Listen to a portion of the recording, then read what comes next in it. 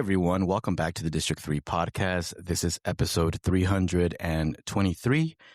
Joining me today, we have Lauren Clary, who is the CEO and founder of The Vault Social, which does a lot of cool things. So I'm excited for you to be on this episode today. Lauren, how are you doing today? I'm doing good. Thanks for having me. I'm glad that you joined me here today. We're recording live from Bites and Bowls in Springdale. I know a lot of the people that listen to this podcast have been here before. You've either tried, some of the bowls, some of the waffles, some of the green juices, and all around amazing place, Latina owned, Latina ran. And if you haven't yet, if you're listening to this and you haven't checked it out, stop by. They're amazing. Shout out to Laura and Sandra for allowing us to record from here today. And Lauren, you told me this was your first time here. Yes, I don't come to this side of Springdale often, so I do the downtown Springdale social media, so I'm usually more around Emma Street or Emma Ave, but I have more and more been as I'm spotlighting businesses, been reaching out into Springdale and finding so many awesome and locally owned businesses, especially Fayetteville and Bentonville are a little more mega, but yeah, a lot of locally owned businesses around here, and it's pretty awesome. One time we did an interview in East Springdale, right? It was at the park, you remember? Yes. For, I think it was Ozark United. Yeah, because you messaged me and you were like, hey, I wanted to do this video.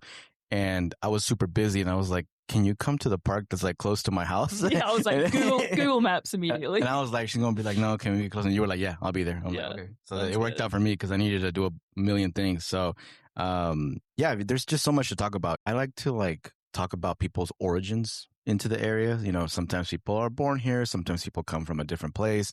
You're from New Zealand. Yes.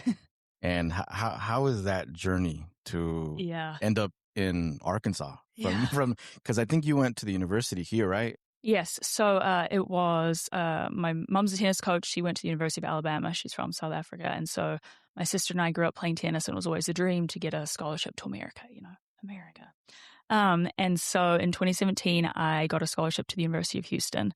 And was there for a year, and then the head coach at Houston transferred to Arkansas. And I said, word for word, well, you're not leaving me here.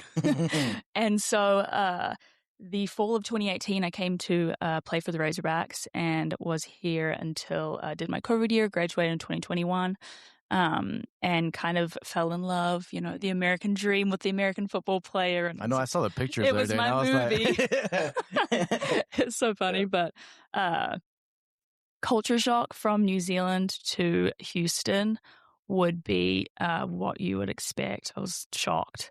It was also a little isolating being, on an all-international team. A lot of people are coming and going from Houston. So our large soda size in New Zealand is like an extra small here kind of vibe. So I was, when people were going to the movies. Oh, they're bigger over there? No, our large, New Zealand one is not large. Oh, okay. So yeah. Going to the movies and people have a bucket of soda, things like that I heard, everything's bigger in Texas. Yeah. So it was definitely different, but I found Northwest Arkansas to be the closest place that I have found to feel like New Zealand in terms of nature, feeling like you might see the same person twice, but it doesn't feel small.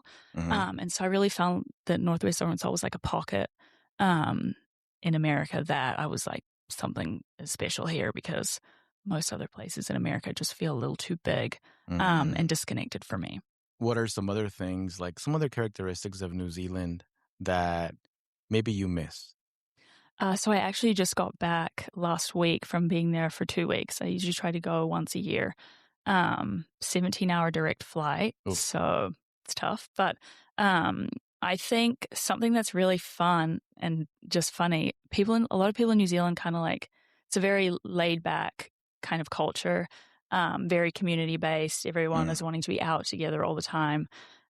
It was summer over Christmas, so everyone was out and about. People not wearing shoes, they'll be in the supermarket without shoes on. Everyone is very casual and family. And so I really do miss that casual aspect of New Zealand, of course, being within, but yeah, I mean, my family it's hard to go home and be a tourist and appreciate it when I just really treasure that time with my family. So that's sort of what I spend most of my time doing when I am home, is just being with the people. Do you have any family close by here?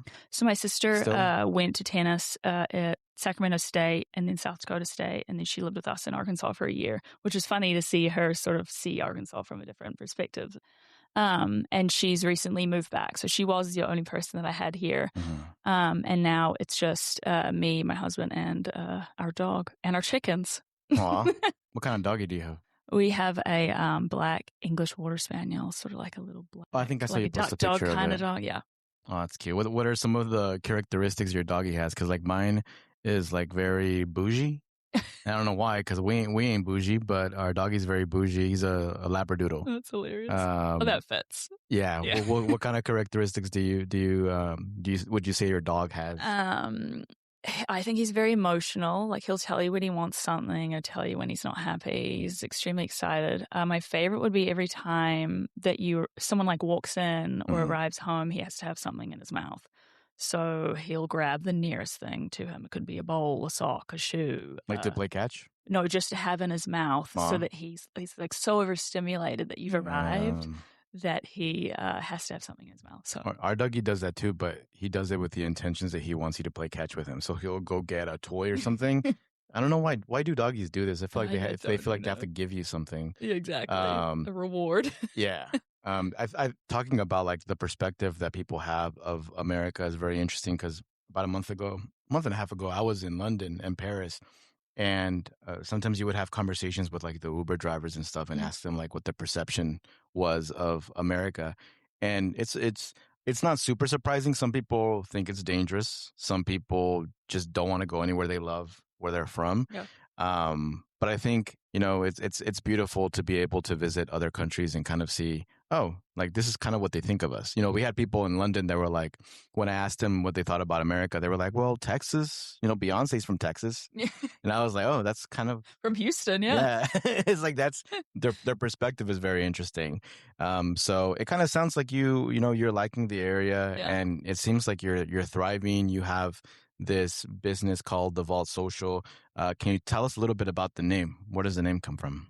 I've been asked this a ton. So it was in 2023 when I was coming up with a name, wanted to get the LLC. And first of all, I was just like trying to think of something that maybe resonated with me. I struck out.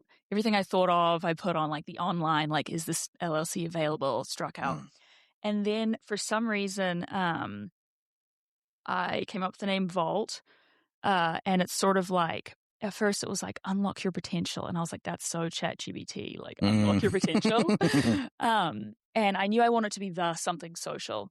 I didn't want to be like directly related to me, like my name.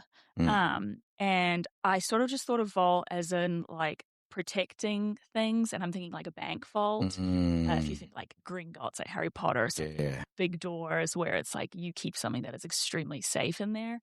And so I landed on the word vault. For me, for some reason, that is like synesthesia part. I'm like, that's like the color purple. Like that's the color, like something rich and important.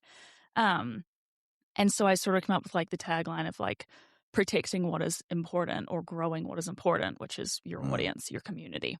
And that's kind of where I went with it. But I won't lie, like it didn't come to me in a dream. Like I didn't feel like God put the name Vault in my heart. Like it kind of was like, oh, it's a cool name. And then I made it work. But yeah, so nothing too special, but yeah. I dig it. You do such an amazing job with social media. How did you get good at that? How did you get good at just doing social media in general? It's actually funny. It was in 2019. I had started posting TikToks, and I originally started posting TikToks because I wanted to get better at speaking on camera, just for things like, speaking in class or in front of people. I get like terribly nervous.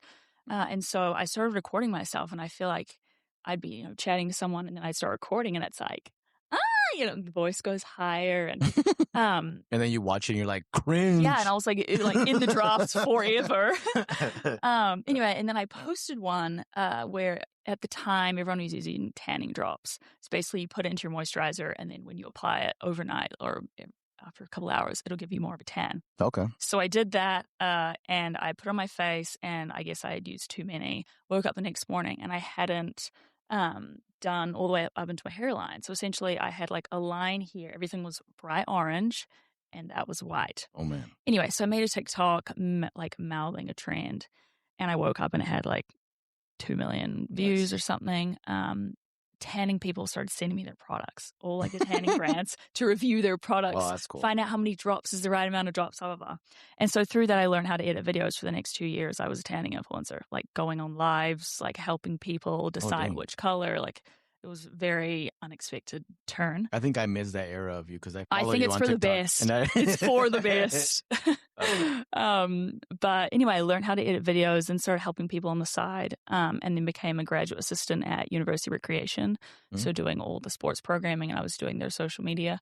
And then it kind of just felt like it was, at the time it wasn't a huge like career thing that everyone was becoming social media managers, maybe the way that they are now. Mhm. But just from editing videos day in, day out, I mean, I was posting multiple times a day, learning how to do overlays and cut and, speak better on camera and advertise and do hooks. Mhm. I essentially just got good at it from repetition, and then started to learn more about marketing. My major was in business marketing. I won't say that really. I mean, your major maybe doesn't always attribute to what you do after college, but Yeah.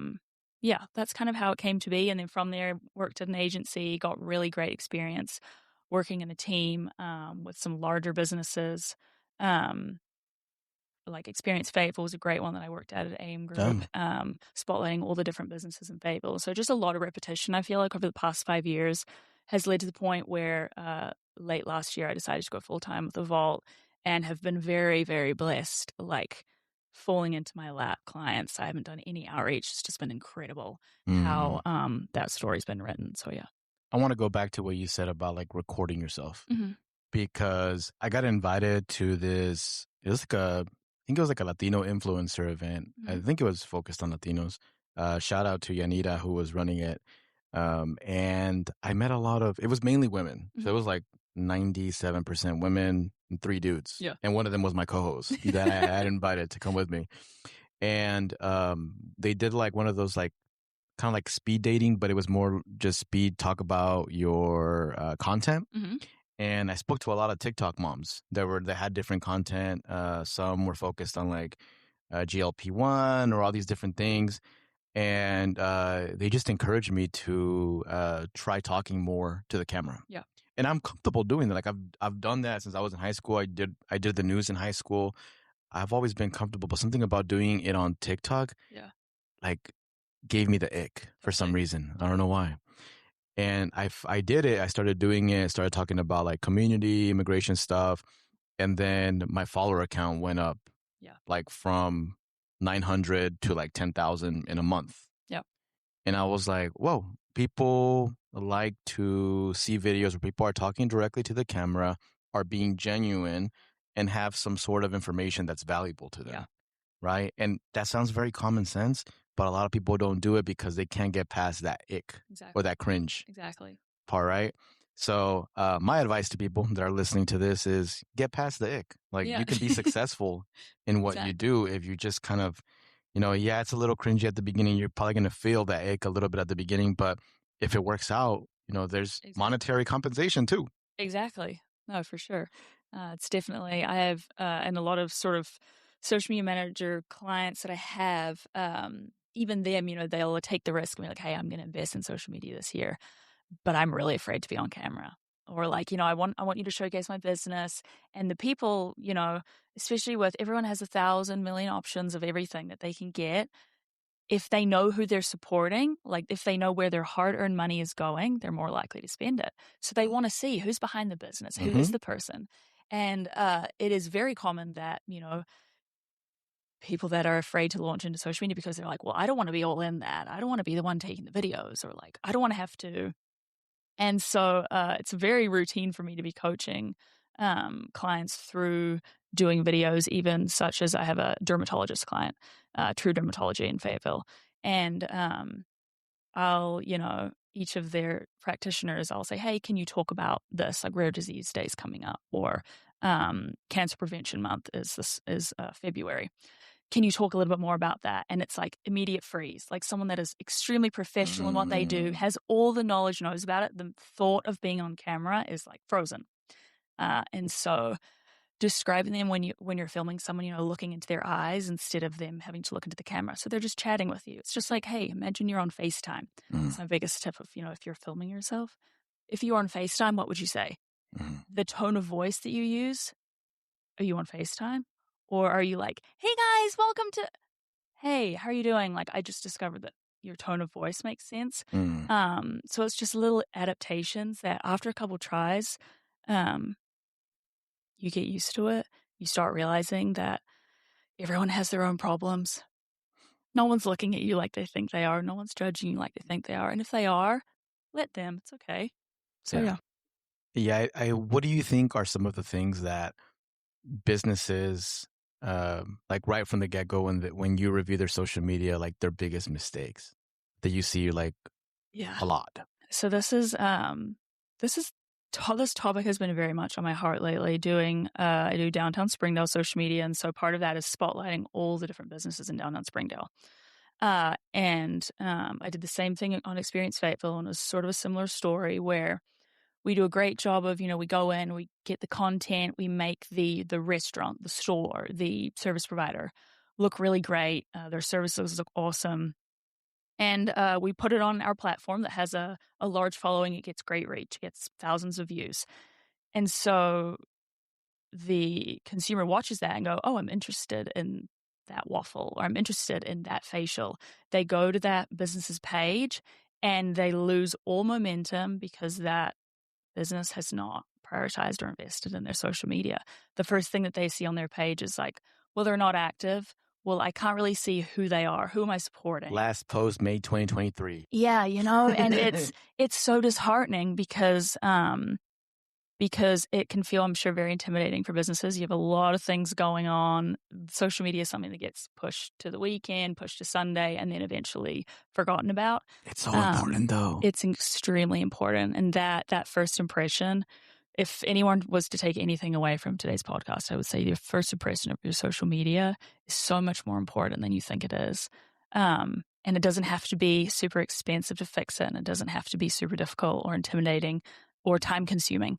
A simple profile optimization of the first 3 posts on your page saying who you are, what you do, and what you offer. At least try to post once a week, to show like maybe if it's like a restaurant, a plate of food, or something. And also another thing is it doesn't have to be perfect. People aren't looking for perfect online anymore. They used to be. The old Instagram was maybe a little more curated and perfect. People don't want perfect. They want real. And so if the framing of your photo with the new menu item isn't the highest quality or it's better than nothing. It shows people that you're trying, that you're there, that they can see you. My only advice to people is please clean your lens. Yeah. Please. Just because a little put over the thumb there and just I sometimes I'll sometimes even feel the urge to tell my friends, like whenever they post a story and they're like talking to the camera and the lens is very blurry. Like I know it's not business, but I'm like, please clean your lens. It increases the quality of the content so much. It's a top tip. And shout out to my wife. She's the one that kind of got that in my head because I was the blurry person years ago, right? And the picture looks bad, but when you clean it, it looks so much clearer. And I feel like even with the algorithm, it helps just because, social media likes bright pictures. Exactly. Do you find that to be true, the bright pictures part for social media or bright content? I think indirectly it's a factor, but realistically the algorithm is they know how long you're staying on a post. They know how long you're interacting with it. If you swipe through it, if you engage with it, if you watch it 2 seconds through versus the 10 seconds through, and the completion rate and the interest rate that post gets is what tells the algorithm that this is a good post. So yes, a blurry photo that someone probably may not spend 0.5 seconds on versus a cleaner version where maybe people can see more and they hang on to maybe look at it 0.7 seconds before they swipe will make a huge difference. Such small things like that business owners don't need to worry about. That's my job, but yeah. That's why you should hire Lauren. You also do some work with like influencers as well. Yep. And can you talk about that? Because you invited me to like a haunted house, which is really cool. Yes, thank you for the invite. And I saw there was a lot of influencers there, folks that do different types of content. Why is that type of like invitation for those kind of new places that are opening up? Why is it important to the business, and then why is it important to the influencer, Yeah. and why is it important to you? Okay, awesome. Loaded question. Um, yeah, influencer relations is a huge part of what I do. It's definitely something that's coming up, and a lot of social media agencies are having to add that on. Um, Essentially, it's an add-on package to a social media package, or if someone just wants that individually, the essence of it is connecting businesses with influencers that will share their product, their service. And so there are influencer events like at Can Do Hardware where multiple people will come at once to make a big splash in the social media. And so most people that follow these influencers in Northwest Arkansas, everyone knows about it at once. And so much importance in that nowadays. Really what it boils down to is people, there's so much rubbish and noise on the internet. Everyone wants you to buy their product. Everyone is selling everything. And every business is going to vouch for themselves 110%. And so the integrity of real people who have built a platform on giving their hopefully real and honest feedback and reviews that are unbiased, um, you get to see truly what's what. And that is so important for businesses to tap into, and it's not difficult. But I will say my biggest thing is that, sure, I would encourage businesses to reach out to influencers and for them to come and invite people to come and review their things. First of all, put your business to the test. If you think it's so great, let someone come in unbiased, no expectations. Hey, here's a plate of my food, review it. Mm. And if your plate is not be ready to be reviewed, then you have bigger problems Level than up. that. Exactly. But the biggest Yeah. thing that I notice and where I think the Vault Social really comes in is the same thing with the momentum flow that we saw before. There's no point bringing people in to review your content or doing one big post and boosting it, because when they come back to your profile at the end of the day, if your social media and your business does not reflect the same experience that that person's going to receive when they walk in the door, there's no point, because they'll get to your page and they'll lose interest. There's no Mhm. follow, there's no engagement, there's no follow through. And people are precious with their time. They're precious with Mhm. their follows. They're precious with like their engagements in the posts. They're not going to follow you unless they think that there's some added value in what Mhm. you're bringing. If I'm just going to go to Bites and Bowls, um, if I go onto their Instagram, sure, I'll come and I'll get a smoothie here today and it'll be great. But like, why do I follow them Mhm. if I'm just going to come one time? And so the added value of showing the community who I'm supporting, where my money's going, where the ingredients are coming from, the story behind the place, that's all so important that it's Mhm. like influencers I usually um, really promote as an add-on, because excuse me, you have to have your base stuff worked out first. You have to have it all Mm. ready. That imagine that post goes viral. You bring that influencer in and, you go in or I go in, you review the food and it goes viral. Everyone wants that food. And then they all come. Are you ready for that? Mm. Is your social media ready for that? Like, is your Mhm. presence ready for that? Um, that's my thoughts there. I think what you mentioned about I didn't think about that part. The part where if you have like a viral clip, like to be prepared for a Mhm. bunch of people coming, like, are Yeah. you ready for that? Yeah. That's probably something that maybe even a lot of business owners don't even think about. They're just Yeah. kind of like they want something to go viral. They want Exactly. people to show up. When you bring it up to a business and say, "Hey, I think it's a good idea if we invite a bunch of influencers and maybe not charge them just because Mhm. they're gonna help out your Yeah. business." Is that a hard sell to businesses, or do they generally say, I get what you're saying, we should do it? Or do you have sometimes people that are like, but we're gonna allow them to be here for free and Yeah. don't understand the concept of what the positive results gonna look like when you bring them to the Exactly. business? Um, Something I wanted to add on to that before we touch on that Mm-hmm. is, I think I wanna make sure, if my social media is not ready, well, if someone doesn't value social media, then they don't care it's not ready, because they're probably getting a ton of sales from that one reel that did go viral. Mm-hmm. It's in how do you build momentum on that, because you wanna keep that momentum. And so essentially having a conversation whenever I do pitch, influencers, first it's like, "Hey, let's," generally if I was gonna, take on a client that their account needed work, um let's do 3 months of social media so that your feed has at least 20 posts that look legit. So by the time we bring influencers in, it's just added on. It's not, the credibility is already there on your own account to bring in more. So I honestly have found that typically the older generation of business owners is a little bit slower at just understanding the fast pace of consumers. They definitely understand sales-wise, business-wise, but in terms of digitally, just pretty much explaining to them that, I mean, when you go down and sit at a restaurant, the first thing I do is pull up, I have the menu. That sounds great. I pull up their Instagram because I want to see what the food looks like. Yeah. Like, I want to see like what the portion size looks like. I want to see if the lasagna that I'm ordering looks good or it looks like, oh, like it kind of could be out of a frozen package. Like, let me go with like something more exciting. And so it's such a tool that explaining the importance of that is it definitely can be difficult. The thought of bringing a ton of influencers in for free sounds a lot better than paying them, which a lot of the effort and a lot of the influencers in our area, although majority of them are micro influencers, like I have 12,000 followers, it's considered micro. But the stuff that I'm doing for that account is outside of work. It's extra.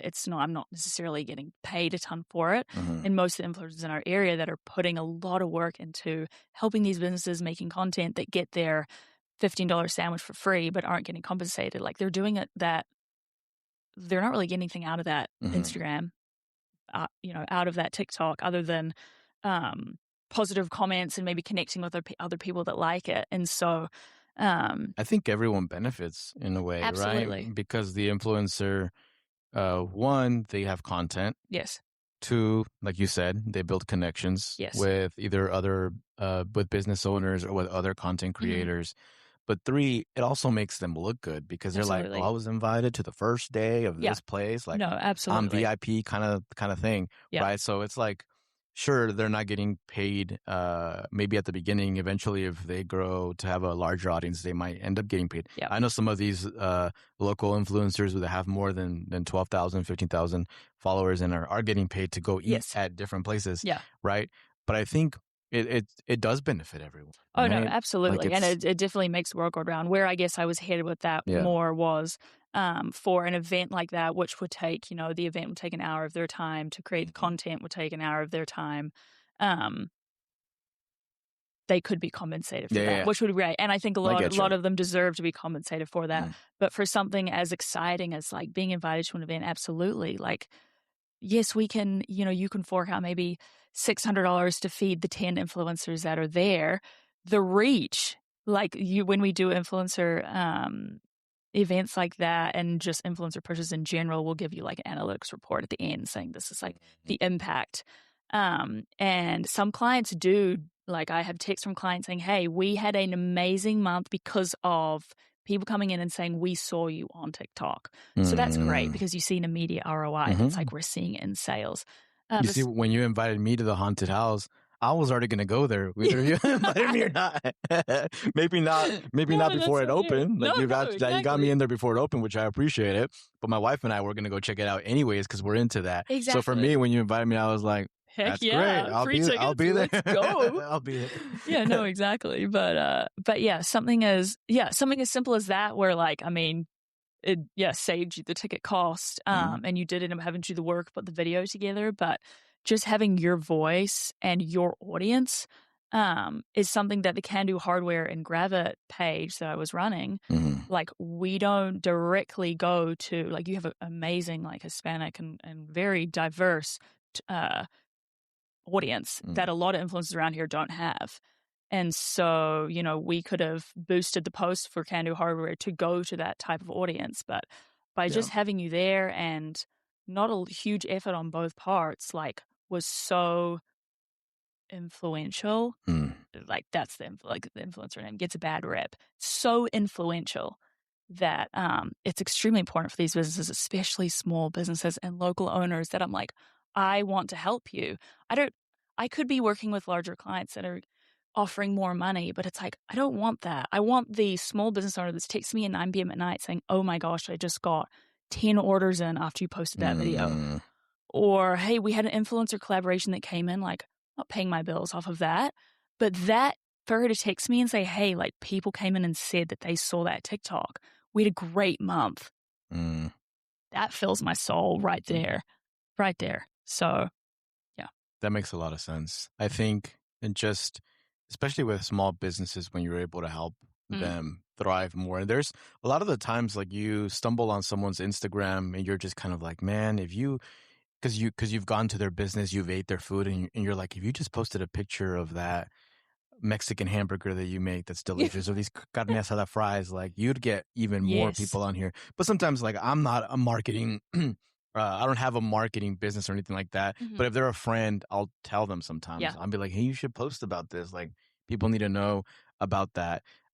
Social media is fun, but I did want to ask you, like, whenever you do so much content for other businesses, is it kind of like a job to do like your own social media? Like, whenever you're thinking of posting something on your own personal social media, you're kind of like, man, I'm done with reels. I'm done.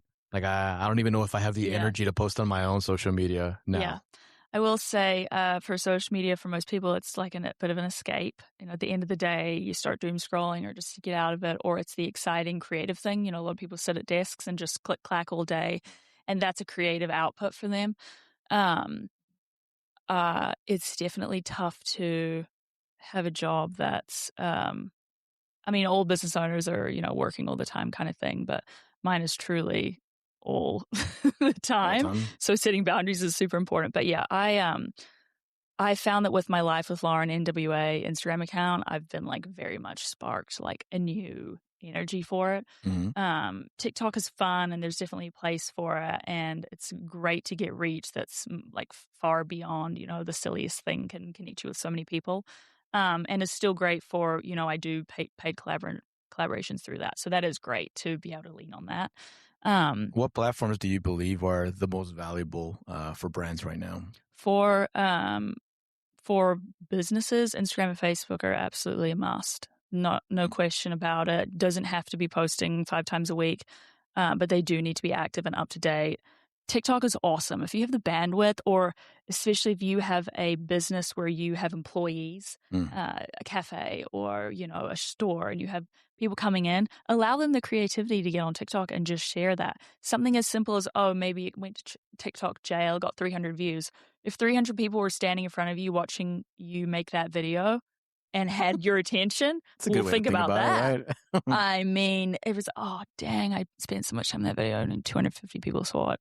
Okay, It's because you go and stand on that stage in front of 250 people and tell me that you feel insignificant. It's Like, because you sometimes get like those videos that pop up on TikTok. They're like, "Are you stuck in TikTok jail of 150 views?"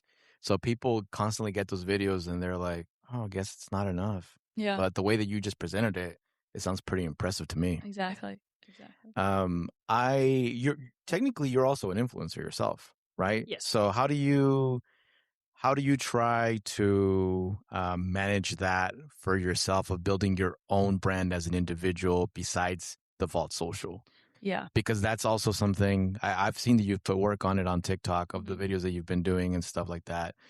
It just sounds like it's a lot. So it takes a special type of person to be able to manage all that content. Yes. Your Yeah. phone must be crazy in like videos and pictures. I Yeah, so I have, notifications off for, I mean, I'm checking that them makes sense. essentially constantly, but I've had to turn them off.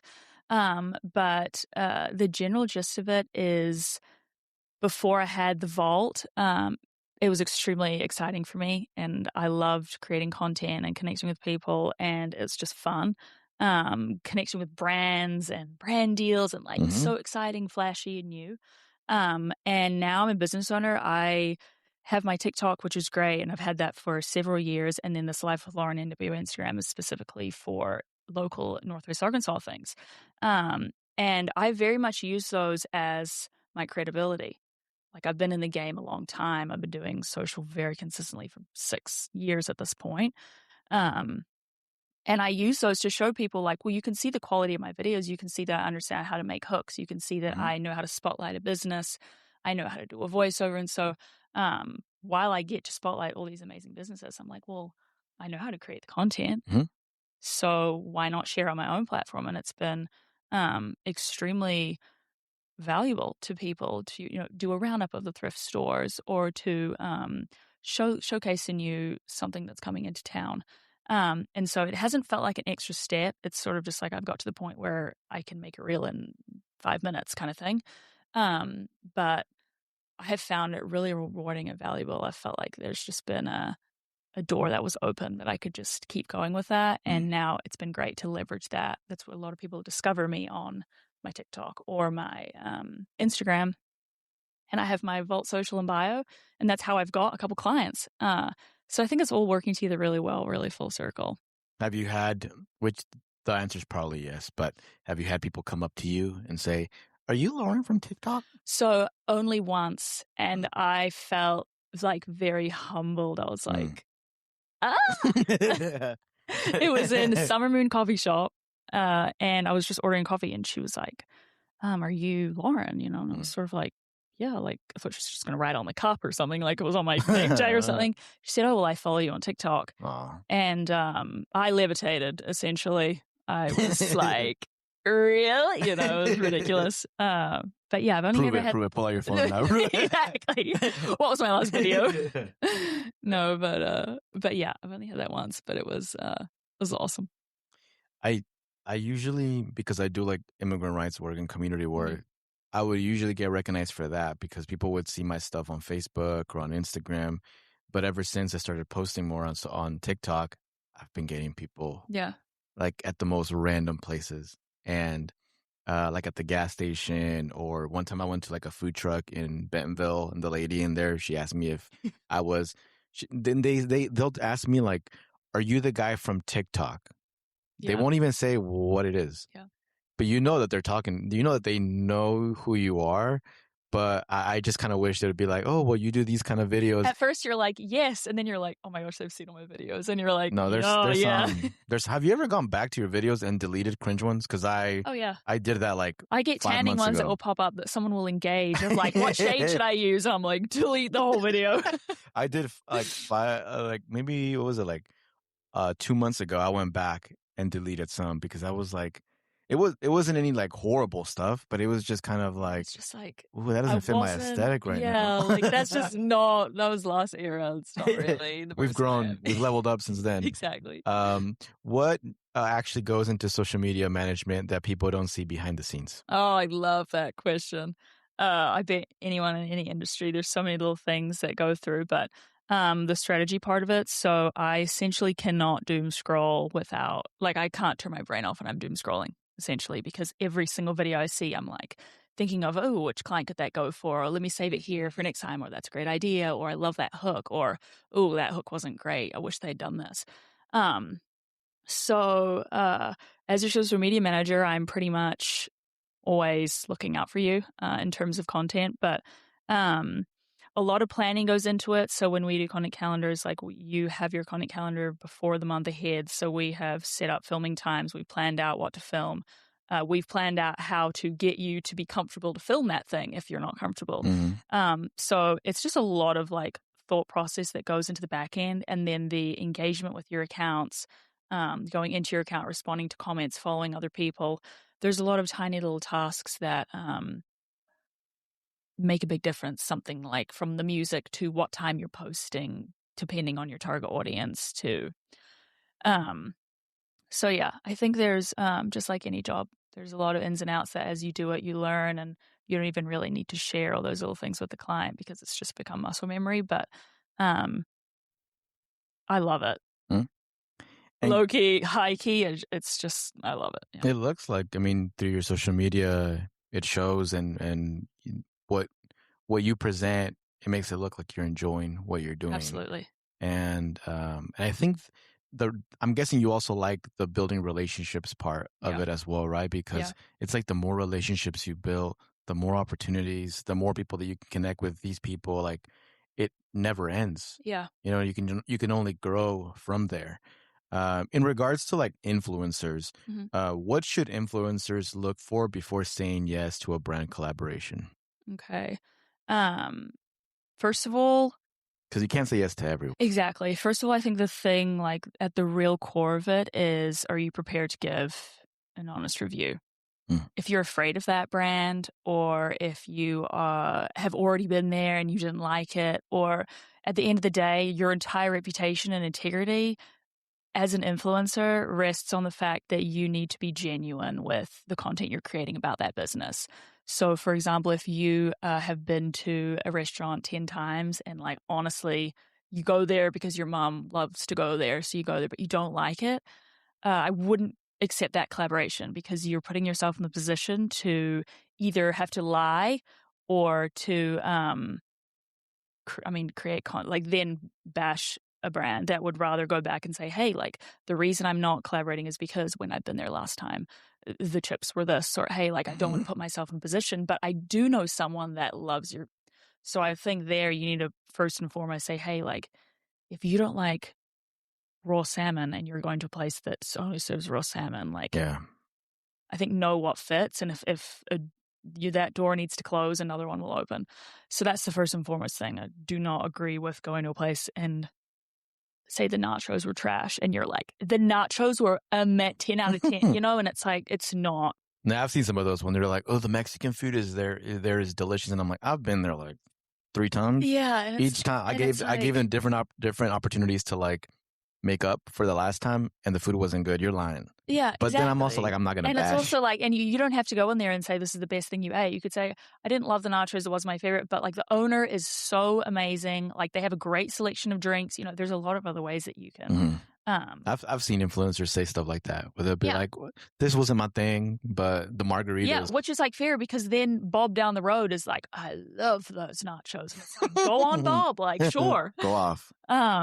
Yes. And then I would definitely look at, if you're doing a larger deal. So I'm in the midst right now of going back and forth over a contract with like a large brand that's paid, and making sure that they don't have in their contract anything about using your content, owning it, essentially. And so chat is a great resource. Honestly, it's not fully bulletproof. If a company's going to come for you and change all sorts of things, a chat, contract may not hold up, but at least put it through chat. If a brand sends you a contract, or a business sends you a contract, just throw it in. Just say, hey, could you just check this for any red flags? I'm the content creator. They sent this to me.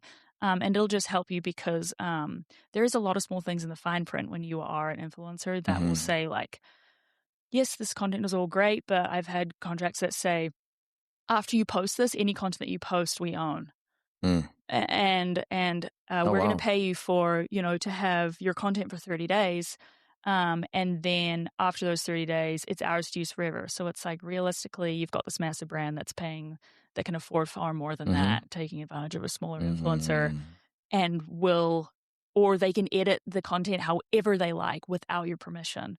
It just can leave you liable. So there's small things like that. Yeah. But otherwise, having a conversation with the owners, talking to them about, hey, I'm going to come in, review for you. This sounds great. What are you going through right now? Are you looking for more sales? Have you been down this month? Help them out. That's the purpose of it. Like, they're helping you, you're helping them. You're going to hopefully get a great free meal or a great experience. So yeah, hopefully that answered your question. A little over the place. Yeah. What's the importance of ChatGPT in your job? I would say it's a really fine line. I'm sure there's a ton of stuff that goes out. The more you use it, the more your brain kind of just doesn't work on its own anymore. As a social media manager, and I think it's becoming common for just regular folk nowadays, it is so easy to tell if a caption's ChatGPT. Like, I could read 2 words and I know. Discover. No one's discovering anything. Or indulge, embrace the culture. For me, it's that line that ChatGPT puts a lot. Unfortunately, that's been ruined. Yeah, even though, like, unfortunately, it is being used correctly. That's what I'm saying. But the overuse of the dash. It's extremely unfortunate, because that dash has a place and a purpose, and it's been ruined now. Even like, if someone will send me an email and I see dash, and I'm like, surely they didn't chat this whole email. It's like, no way. Tone of voice is really important with clients. Each client does have their own tone of voice. We establish that in the beginning. If they don't already have it, make sure that it fits where they're going to go. It could be super playful. It could be serious. Because even ChatGPT can replicate that, right? Yes, if you ask it to use that tone. Absolutely build in their branding profile, which is super helpful. It's super time efficient. Nothing really goes out on our accounts without, if it's gone through ChatGPT, it often, I don't really think any caption can go out without being edited at least a little bit. It needs to have tone of voice. It needs to have understanding. And I think a really important point is everyone and their mom thinks that they can be a social media manager nowadays, and it is possible. It's not a super difficult career. There's a low barrier to get into it, but there's a big difference between someone that understands tone of voice and does their caption on chat. Yeah. So let's say I open a waffle shop today, and I'm going to I open up a social media. What's one of the first things I need to do on that social media? Like, what would you recommend someone to do? Perfect. Well, you need to establish, first of all, what you offer, why it's different, who you are, who needs to be part of your story, whether you just type out your story from the start. If that's on your website, that's great. And what was that one? What you offer, who you are, and why they should come in, or what the place looks like. Those need to be your first 3 pinned posts. Excuse me. So if you're going to make any type of content, it doesn't need to be super amazing content. It doesn't need to be the best of the best, but those need to be the 3 first posts that you get out there that you can pin at the top of the page, and the rest is history. Worry about the rest later, but those are your 3 most important posts. Making sure that the keywords in your bio are all optimized, and so it has where you are, what you offer. If you have any links, put your links in there. Essentially the profile optimization stage, and we offer those packages as well, but something so simple as all the words in your bio are SEO based and now can be discovered on Google from Instagram. So they also impact your discoverability. Another thing that's like super important, but it's small and it can be overlooked really easily, especially if you have a business owner that's super busy and doesn't know the value of social media yet. I wanted to ask you something about our social media, the District 3 podcast. And I want you to see if you agree with me or you disagree with me in this. So currently in our social media, our profile picture is like a smaller version of our logo of the podcast. It's like the black and yellow. Yeah. So I think it's a better idea if there's a picture of the co-host there, or a visual of someone of the podcast instead of the logo. Yes. What do you think about that? I am extremely pro people. I just feel like the logo looks cool, but I love the logo, and I think it has a place, and the logo should be on all of your content in some form or fashion. But there are a million podcasts. Yeah, that's what I'm saying. Why do they come to yours? Like, why do they want to hear your voice? Why do they want to hear your co-host's voice? That's what's recognizable, not, in one day, hopefully, your logo will be like, oh my gosh, they'll know it immediately. They'll know the faces, and it's all drawn together. But especially in a community like Northwest Arkansas, where like it's such an amazing community, and when you have the community, you have them. They're ride or die. But it's the people. Anyone can go anywhere you can find an AI podcast that will probably come up with something better than we did today. But it's the people, and so 100%, I would change it to, the picture of, if you said there's 3 of you, a picture of 3 of you. I just needed you to confirm that. I was already going to do that already, Lauren. I'm so sorry to whoever I went in. But I did need you to say that so that I can do that. Absolutely. I did also want to ask you, in regards to the Vault Social, what are some brands or some type of businesses that you don't have to go specific as to like what brand, but what type of brands or businesses would you want to work with that you haven't worked with yet? Absolutely. So I have worked in, my past agency, and before I've worked with a lot of restaurants in that food sort of industry. And I have one amazing client, Golden Kolache Bakery, which like 10 out of 10. Have you been there before? Mm-mm. Oh my gosh. I'll be reaching out to you for the next influencer push. Okey-dokey. It's incredible. So they are my one current like food related client. I would love to get a ton more. That's like my bread and butter. That I love doing stuff like that because so often the food is amazing, great. Often the food speaks for itself. The social media at the Golden Kolache before I came was not representative of the love the community has for that place before I was there, and it now does. But the food sold itself. They didn't need the social media push, but the difference of having social media in that has changed the game for her. And the texts that I get from Isabella saying, "Hey, it's been so amazing," show that it makes a huge difference, and it's the content that I love doing. So I would love to get some more restaurants. I'm definitely branching out into more working with more individuals that are either influencers themselves or promoting their own businesses or their own services. And so that's something that I'm definitely growing with as I'm learning. But yeah, if you have like a storefront of any type or you're selling a product, it's kind of a bit of everything. I really just get a bit of everything. But yeah, I love when there's something to sell and it's like, it's not about the thing. The thing is great and it sells itself. There's so much story behind that plate of food. There's so much story behind the bar of soap that's homemade, that's why I love showing. That's what, yeah, I feel like social media, that connection part is all about.